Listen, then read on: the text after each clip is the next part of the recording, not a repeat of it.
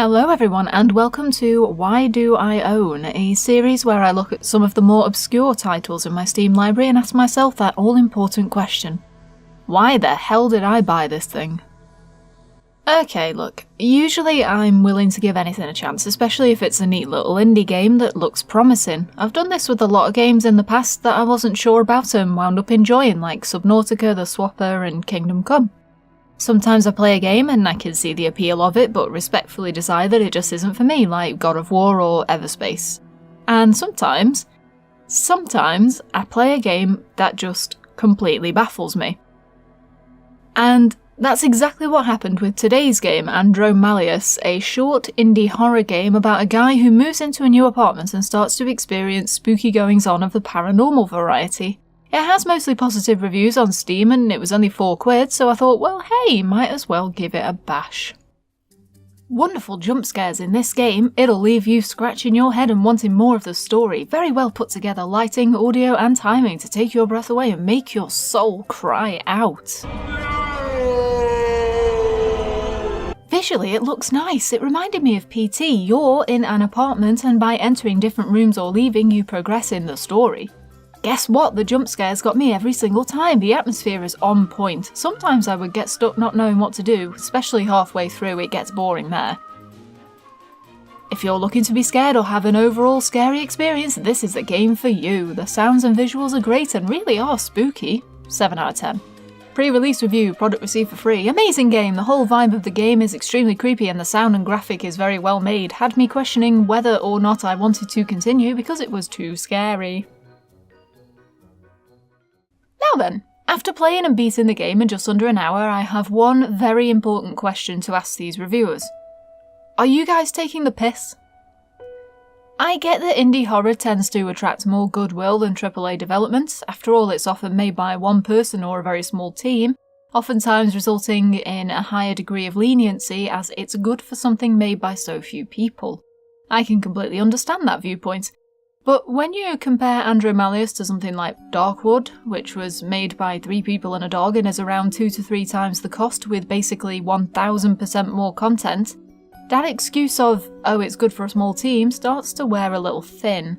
I've played a few games like this, low or zero budget experimental titles made by very few people and put out at a relatively low cost, but this game and its accompanying reviews just astound me. Let me just give you a quick overview of what my hour with this game was like. Okay, I can walk and press E on things. Can I interact with this? No. Right, how do I progress? Why can't I open the front door? Why can't I close the front door? I do not understand what you want me to do.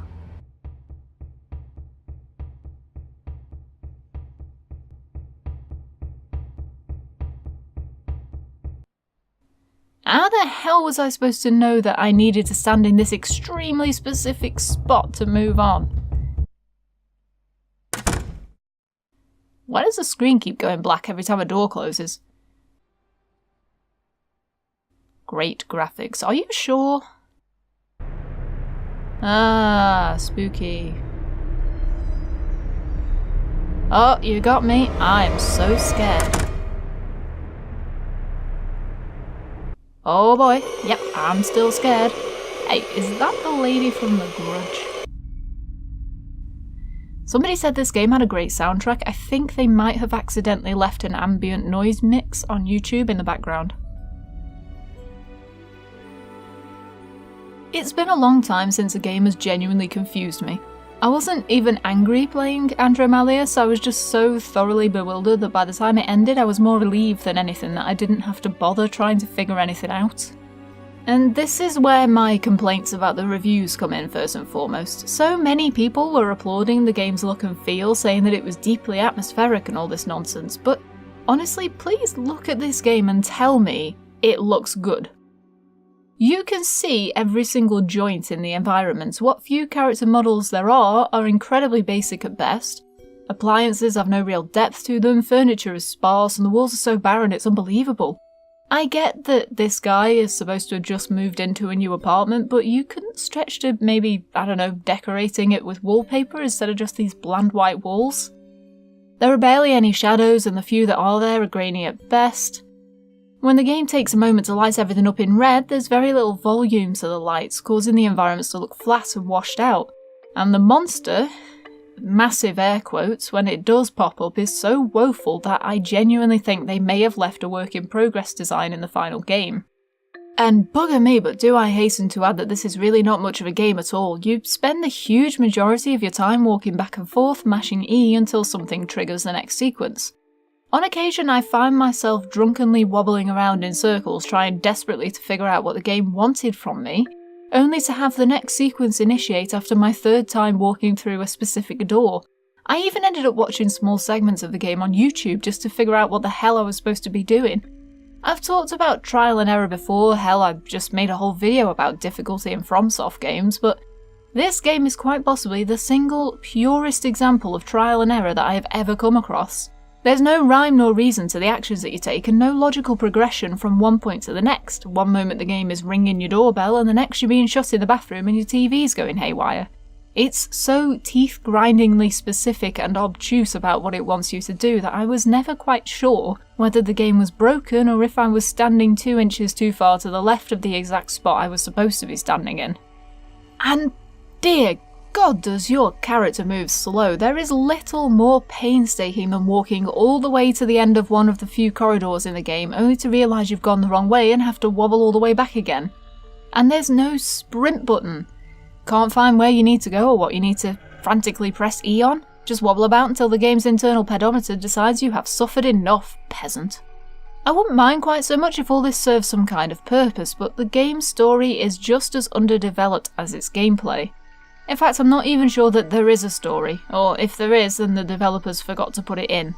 There's a handful of written notes to find throughout the game that, coupled with some rough sketches apparently drawn by our protagonist, seem to indicate he may once have had a difficult childhood. His father apparently drank an awful lot, and he feels no sadness for his father's recent death. That is honestly all I could extrapolate from the game. There's a moment at the end where a zombified woman pushes you down the stairs, and the only reason I know this woman is supposed to be the character's mother is because the achievement I got for meeting her told me so. There are a few assumptions I can make about the game's plot, that his mother hanged herself based on the information provided by said achievement and this particular section, that your character Daniel was maybe messed up by what he saw, perhaps having found his mother's corpse and feeling guilty about it, but it would all be suppositions made by tugging at very threadbare strands of plot. Oh, and just as an aside here, I spent a good few minutes turning this piece of paper over and over to try and read the name scrawled in the corner because this hideous chromatic aberration effect is all over the chuffing place. It's so over the top. I'm not sure if there was ever meant to be a purpose to it or if it was just slapped on because someone thought it looked cool, as if the game should be viewed through a pair of red and blue glasses. But the filter is there right from the beginning, so it can't possibly have anything to do with whether or not Daniel is being tormented or in the other world or whatever on earth it is that's going on in this game. What truly baffled me the most about this game and its story though is its completely befuddling conclusion. After your mother lobs you down the stairs, the camera pans out and, after giving us some very boring shots of the apartment and several pans across empty walls that I'm not confident were intentional, we see the protagonist apparently having a seizure. And then the camera pulls back further to reveal a team of government scientists recording his every move with the logo and experiment name on the floor, MK Andromalius. It's the sort of parting shot that should make you go, oh, I get it! So, is that what happened? No! Are you insane? What on earth were the developers trying to do here? I understand what they're supposed to be drawing comparisons to. Most people know by now about MKUltra, the highly immoral experiments conducted by the CIA in, I believe, the 70s and 80s. But that was all to do with mind control and what have you. Hell, it's even worked its way into popular culture at this point. Whatever this Andromalius experiment is, it sure as hell doesn't answer the myriad of questions I have, like why the hell did I pay £4 for what essentially amounts to 30 minutes of gameplay? A quick Google search tells me that Andromalius is a demon of some description, and I would imagine that's supposed to explain the sporadic religious imagery that crops up throughout the game, but quite what it has to do with anything is beyond me entirely. Was the father a religious nutjob? Are the scientists religious nutjobs?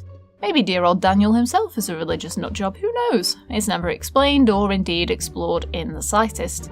especially considering that Google tells me Andromalius is the mighty great count and Earl of Hell, often appearing in the form of a man holding a great serpent in his hand. Where does this ever come into play? Anywhere in this game? Okay, and one last thing, what the hell did the new apartment have to do with anything? Moving into a new place had shit all to do with it. It could have been there for a year for all the difference it made. It just feels like so much is missing, like this is a school project done over the weekend, and if that was the case I would be willing to cut it some slack. But when the reviewers are comparing this to PT, P-fucking-T, a game that was one long mind-bending puzzle that didn't rely on a flying zombie dad mum thing gluing itself to your screen, I have to start questioning whether or not these reviews are patsies. PT was free, this game was £4 bloody pounds. £4 for a game that only took me an hour because I kept pausing it to Google things out of frustration. I could buy a Subway sandwich for £4, at least that would have some substance. I don't want to just crap all over this game, it's clear that the developers genuinely tried, and it certainly isn't the worst thing I've ever played, but there are games out there that are incredibly well made and are free, like Cry of Fear, for example. Or there are games that are made in an engine rapidly becoming infamous that have taken a strong foundation and built incredible games from it, like Hollow Knight, Ori and the Blind Forest, that sort of thing. And they ask for a pittance compared to this. £4 for 30 minutes of walking simulator content is not even close to excessive, it's extortionate. My cinema ticket to see Avengers was only £7 and that was a 3-hour film. My suggestion to these guys, I can see you're passionate, maybe next time you have a short little idea like this, put it out for free, get some feedback, then build on it and create something better from your foundation. So, what did I do with this game when I completed it? What do you think?